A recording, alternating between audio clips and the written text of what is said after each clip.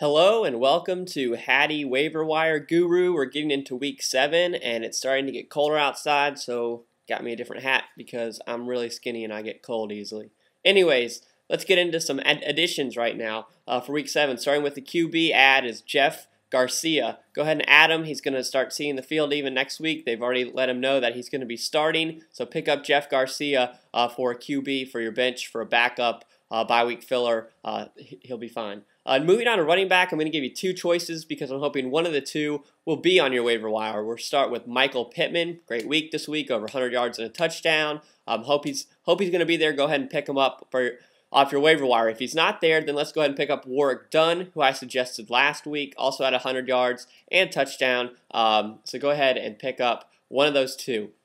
Moving on to wide receiver, go ahead and pick up Kevin Curtis off Philadelphia Eagles. He's getting ready to see the field next week. He's healthy. He's good to go. Let's pick him up now before he gets on everybody's radar. So Kevin Curtis is a pickup. Moving on to tight end, he was on my watch list last week, and we watched him, and he did well, so we're going to add him, and that's Marcedes Lewis. Remember, Jacksonville's on a bye week next week, so don't start him next week, but go ahead and pick up Marcedes Lewis and stash him on your bench.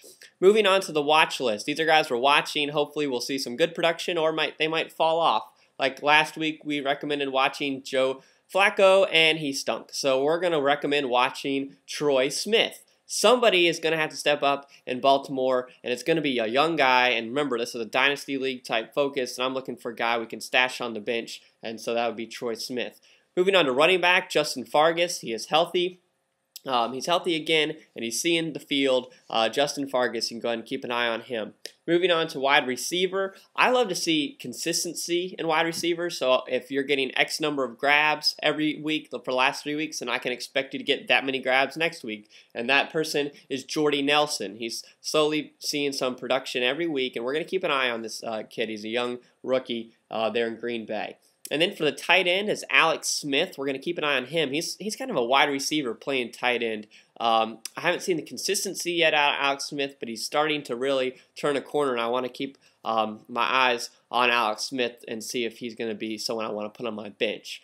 And then final section we're going to get into are these bye week fillers. These are guys you can just kind of insert into a bye week. I want you to watch the Seattle situation and what's going on there. Charlie Fry started, but he was mediocre, and Seneca Wallace is the one that should be starting. And next week, I think Seneca Wallace is going to be the starter there, while Hasselbeck's going to be out for a while with an injury. But keep an eye on that because Seneca Wallace might not play next week. So then I want you to use Dan Orlovsky, and Dan Orlovsky, plays for Detroit. They lost to Minnesota, but he has a couple great tosses to Calvin Johnson. That's convincing me that let's go ahead and maybe use him for a bye week filler. Now, running back, Dominic Rhodes. Hello. Get him, and you can start him next week. Adai is out. Dominic Rhodes, just go get him. I got excited about Correll Buckhalter when Westbrook went down, and look what Buckhalter did this week. He exploded. He did awesome, and Dominic Rhodes is going to do the same thing. So pick up Dominic Rhodes. If you don't pick up anybody else, Dominic Rhodes. And wide receiver, again, I love consistency every week, and Bobby Wade is showing me some consistency every week on Minnesota. So you can add him as a bye week filler. And then at tight end, with Bryant Johnson in San Francisco hobbling around, Vernon Davis, tight end there, has seen production go up, and he's been vocal about, get me the ball, get me the ball. He really wants the ball. He is a stud, and he should be on your waivers. If Bryant Johnson stays hobbled, I think Vernon Davis, his production will continue to go up. So go ahead and use Vernon Davis as a bye week filler. That's it for week 7, guys. Keep tuning in. And if you have any questions, email me. You can email me about anything, and I will email you back.